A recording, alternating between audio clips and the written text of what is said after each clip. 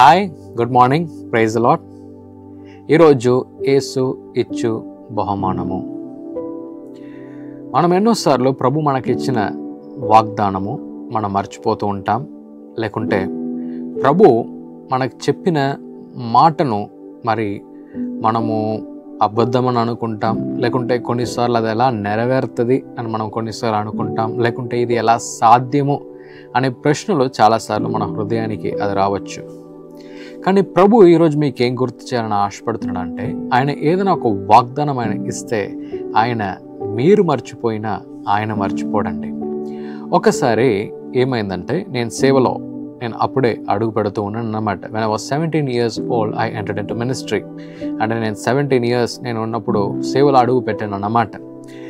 అప్పుడు నాకు చాలా కన్ఫ్యూషన్స్ నాకు ఉండేది. అంటే ప్రభువే పిలిచాడా, మరి ప్రభు పిలిస్తే ఎలా వాడుకుంటాడు, మనకైతే తెలుగు కూడా రాదు సరిగా అని చెప్పేసి చాలా సందేహాలు నాకు ఉండేదన్నమాట. సో నేను సేవలో అడుగు పెట్టినప్పుడు ప్రభు నాకు ఒక వాగ్దానం ద్వారా ప్రభు నన్ను సేవకు పిలిచాడు.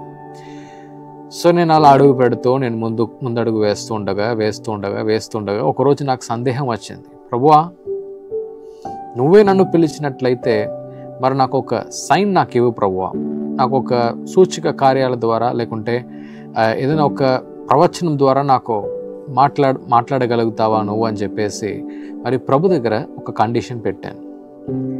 ఎందుకంటే అప్పుడు అన్ని ఏ పరిస్థితి చూసినా కూడా మరి సేవ చేస్తానా చెయ్యనా అనే పరిస్థితి అలా ఉందన్నమాట. సరే అని చెప్పేసి ఒక మీటింగ్కి మరి దేవుని యొక్క వాక్యాన్ని చెప్పడానికి వెళ్ళినప్పుడు అక్కడ మరి వాక్యాన్ని అందించాను, పాట పాడాను. మరి స్టేజ్ నుంచి దిగి కిందికి వచ్చిన తర్వాత ఆ క్రౌడ్లో ఉన్నాను అనమాట. అంటే వేరే నా చుట్టూ ఉన్న ఫ్రెండ్స్తో నేను కూర్చొని ఉన్నాను. ఉన్నప్పుడు టక్కన అక్కడ ఒక దైవజనుడు నడుస్తూ వస్తూ ఉన్నాడన్నమాట. అంటే హిందీ రాష్ట్రానికి చెందిన ఒక వ్యక్తి అన్నమాట. ఆయన ఊరికి అంటే ఆయన నడుస్తూ మరి పరుగెత్తుతూ స్టేజ్కి వెళ్ళాడు. మరి వాక్యాన్ని చెప్పాడు. వాక్యాన్ని చెప్పేసి కింద దిగి వచ్చిన వెంటనే అక్కడ ఇలా చెయ్యి ఇలా చూపించేసి మరి ఈ అబ్బాయిని నా దగ్గర తీసుకురండి అన్నాడు. నేను కూడా ఎందుకు పిలుస్తున్నాడు ఈయన అని చెప్పేసి మరి ఆయన పక్కకి వెళ్ళాను అనమాట. తూ కౌనే అని అన్నాడు. నువ్వు ఎవరు, హూ ఆర్ యూ అని అడిగాడు. వెంటనే నేను అన్నాను, I'm just entering into ministry అని అన్నాను. అంటే సేవలు ఇప్పుడే అడుగు పెడుతున్నాను అని అన్నాను. వెంటనే ఆయన ఏమన్నాడంటే, నా ప్రభు నాకు ఇచ్చిన వాగ్దానాన్ని ఆయన చెప్తున్నాడు. చెప్పేసి ఆయన ఏమంటున్నాడు అంటే, నువ్వు ఆంధ్ర తెలంగాణ మాత్రం కాదు, ఇక ప్రభు ఇండియా దేశంలో మరి రానున్న దినముల్లో వేరే రాష్ట్రాల్లో వేరే దేశాల్లో కూడా ప్రభు నిన్ను వాడుకుంటాడు. మరి అంతగా ప్రభు నిన్ను హెచ్చించాలనుకుంటున్నాడు నాన్న అని చెప్పేసి మరి హిందీలో చెప్తూ ఉన్నాడు అన్నమాట. నాకైతే అంతగా ఏం అర్థం అవ్వట్లే. కానీ ఆయనతో తర్జుమా చేసిన ఒక పాస్టర్ గారు వారు ఏం చెప్పారంటే, మరి ఇలా ఆయన చెప్తున్నాడు నాన్న హిందీలో, మరి నువ్వేమన్నా ప్రార్థించావా అని అడిగాడు. నేను ఆయన దగ్గర అడిగాను, మీకు ఎలా తెలుసండి అని అంటే, వెంటనే ఆ హిందీలో ప్రసంగం చేసిన ఆ వ్యక్తి ఏమన్నాడంటే, ఈషుకో సబ్ మాలూమే, ప్రభుకేది అన్నీ కూడా ప్రభుకి తెలుసు. నువ్వు నీ పరిచర్యను మర్చిపోయినా, ప్రభు నీకు ఇచ్చిన వాగ్దానం నువ్వు మర్చిపోయినా ప్రభు ఏ రోజు కూడా మర్చిపోడు అని ఆయన అన్నాడండి. అప్పుడు నాకేమర్థమైందంటే, ఎస్, ప్రభు మనకిచ్చిన వాగ్దానము మనం మర్చిపోయినా ఆయన మర్చిపోడు. అందుకే Genesis 28th chapter 15th verse మనం చూసినట్లయితే, ఆది కాండము 28వ అధ్యాయము 15వ వచనము మరి మనం చూసినట్లయితే, I will not leave you until I have done what I have promised అని ఉంది. అంటే నేను నీకు ఇచ్చిన వాగ్దానము నేను నెరవేరే వరకు దాన్ని నేను వదిలిపెట్టను అని ప్రభు అంటున్నాడండి. అంటే ఎంత మంచి వాగ్దానం కదా. ప్రభు మీ జీవితంలో కూడా మీరు ఏదైనా ఒక వాగ్దానం మీరు మర్చిపోయినా ఆయన ఏ రోజు మర్చిపోడు. అది అయిపోయే వరకు కూడా ఆయన మీకు తోడుగా ఉంటాడు, మిమ్మల్ని నడిపిస్తాడు. ఎన్ని శ్రమలైనా, కష్టాలైనా, ఎన్ని బాధలైనా, ఎన్ని విషయాలు మనకు ఎదురుగా వచ్చినా ఆ వాగ్దానం నెరవేర్చడానికి ఆయన ఆశపడుతున్నాడు. యోసేపు జీవితంలో కూడా కళల ద్వారా ప్రభు మాట్లాడాడు, వాగ్దానాన్ని ఇచ్చాడు. అది నెరవేర్చే వరకు ప్రభు ఆయనకు తోడుగా అండగా ఆయన ఉన్నాడు.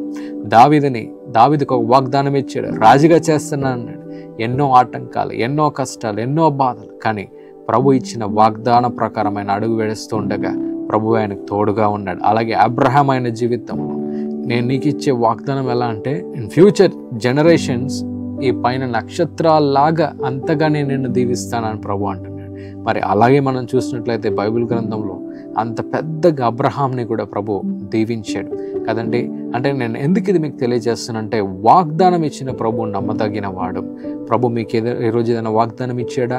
మీ హెల్త్ విషయంలో, లేకుంటే మీ యొక్క రిలేషన్షిప్స్లో, మీ యొక్క ఫ్యామిలీలో మీకు ఏదైనా ఇబ్బందులో ప్రభు మీకు ఏదైనా వాగ్దానం ఇచ్చినట్లయితే అది ముగించే వరకు ఆయన వదిలిపెట్టడు అని ప్రభు ఈరోజు మీకు గుర్తు చేస్తూ ఆయన ఉన్నాడు.